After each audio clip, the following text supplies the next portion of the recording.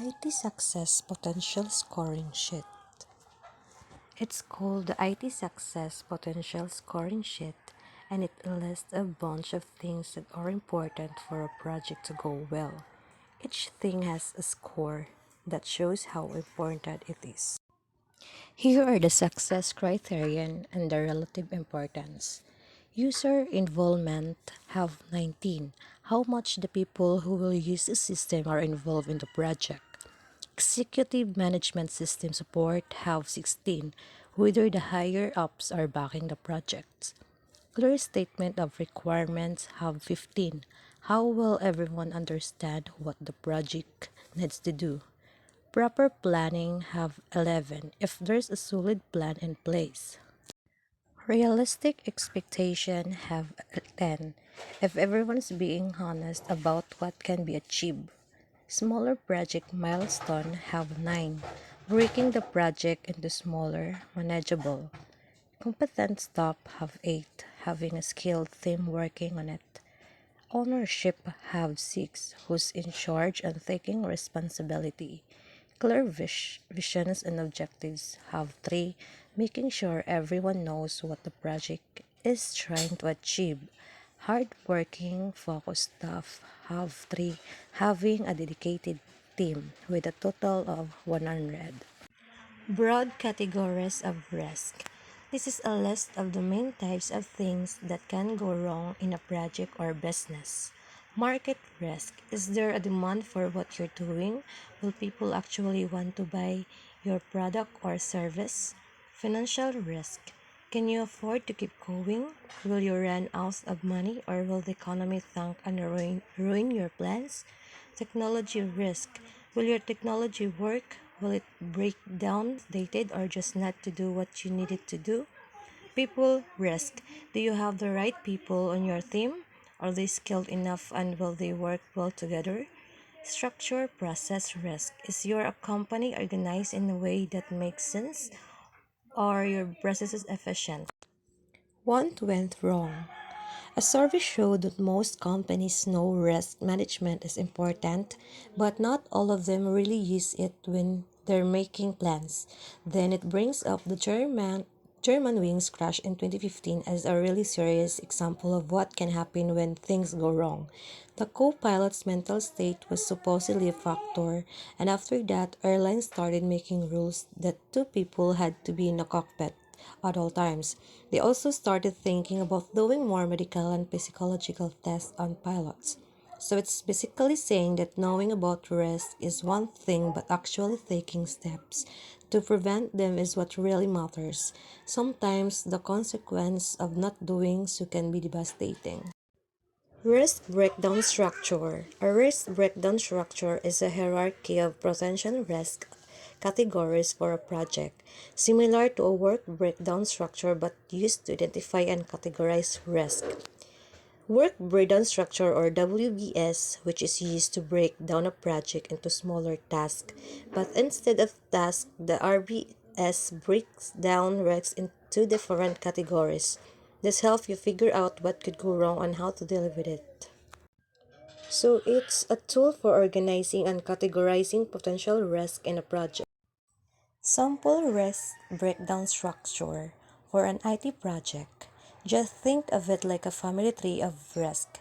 At the top, we have the IT project, then it branches out into four main categories of risk, which is business, technical, organizational, project management. So, business is have three examples, which is competitors, suppliers, cash flow. Technical example is hardware, software, network. Organizational example is executive support, user support, team support. Project management example is estimate, communication, resources. Potential negative risk conditions associated with each knowledge area. This table it connects different parts of a project called knowledge areas with things that could go wrong, risk conditions. It's like a sheet for figuring out what problems to watch out for in each area of your project. integration, inadequate planning, poor resource allocation, poor integration management, lack of post-project review, scope, poor of definition of scope of work packages, incomplete definitions, time, errors in estimating time or resource availability, errors in determining the critical path for allocation and management of float, early release of competitive product, cost, estimating errors, inadequate productivity, cost, change, or contingency. Quality, poor attitude towards quality, substandard design, materials, and workmanship, inadequate quality assurance program.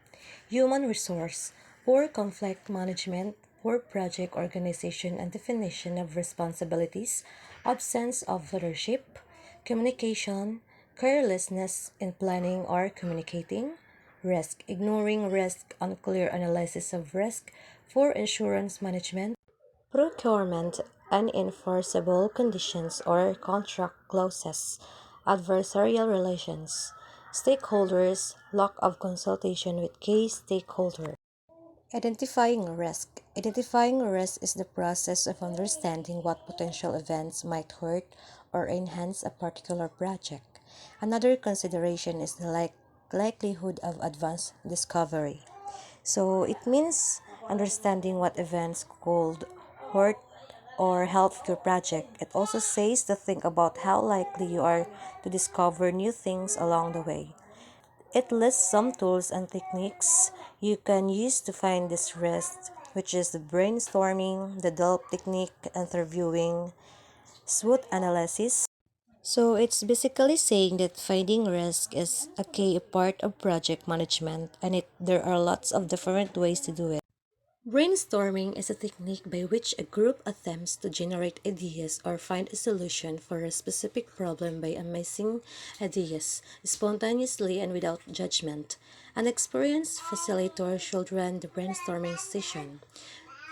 So, basically, brainstorming is when you get a group of people together to come up with ideas for a specific problem.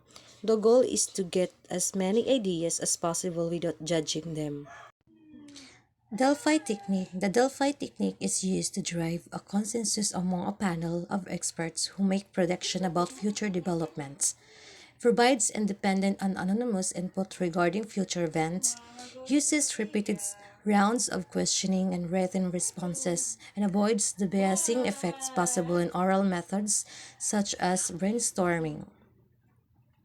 It's a way to get a group of experts to agree on something without them all being in the same room. It's like a survey. Here's how it works. You get a group of experts together, you ask them question about something, they give you their answer anonymously, you share the answer with the group, you ask them the question again. Interviewing is a fact-finding technique for collecting information in face-to-face, phone or email or instant messaging discussions. Interviewing people with similar project experience is an important tool for identifying potential risk. So basically, it means talking to people to get information. This can be done in person, over the phone, by email, or even through instant messaging. So this is interviewing people who have worked on similar project is a good way to identify a risk. They can share their experience and tell you what problems they're into. So it's about using conversation to gather information and learn from others' experience. SWOT analysis or SWOT stand for strengths, weaknesses, opportunities, and threats can also be used during risk identification. It helps identify the broad negative and positive risks that apply to a project. So, SWOT analysis can help you identify both and bad risks and good risk opportunities that apply to a project. So it's a way to look at all the different factors that could affect a project, both positive and negative. Risk register. The main output of the risk identification process is a list of identified risk and other information needed to begin creating a risk register. A risk register is a document that contains the result of various risk management processes and that is often displayed in a table or spreadsheet format. a tool for documenting potential risk events and related information. So it's a document where you keep track of all the potential risks that could affect your project. Think of it like a spreadsheet or a table where you list all the bad things that could happen. Risk events refer to specific uncertain events that may occur to the detriment or enhancement of the project. So, risk events is specific uncertain events that may occur to the detriment or enhancement of the project. So, it's a way to keep track of all the potential problems and opportunities that could affect your project. Risk Register Contents Part 1. An identification number for each risk event, a rank for each risk event, the name of each risk event, a description of each risk event, the category under which each risk event falls, the root cause of each risk. So, an identification number is a unique number for each risk. A rank, how serious is the risk? Is it a big deal or a small one? The name is a short, descriptive name for the risk. A description is a more detailed explanation of the risk. The category, what kind of risk is it?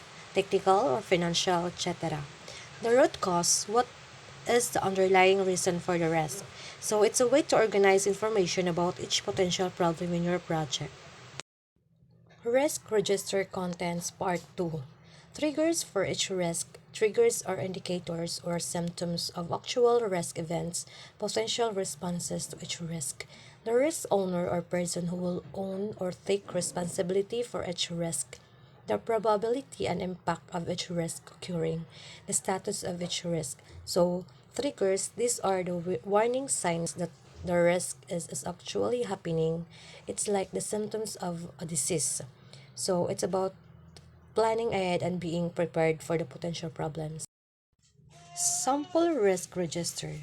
So as we can see, there's a table with columns for all the different phases of information we talked about earlier. So no, it is the identification number of the risk. Rank, how serious the risk is. Risk, a short name for the risk. Description, a more detailed explanation of the risk. Category, what kind of risk it is. Root cause, what's the underlying reason for the risk. Triggers, what are the warning signs that the risk happening. Potential response, what can you do if the risk actually happens. Risk owner, who is responsible for dealing with the risk. Probability, it is how likely is the risk to happen.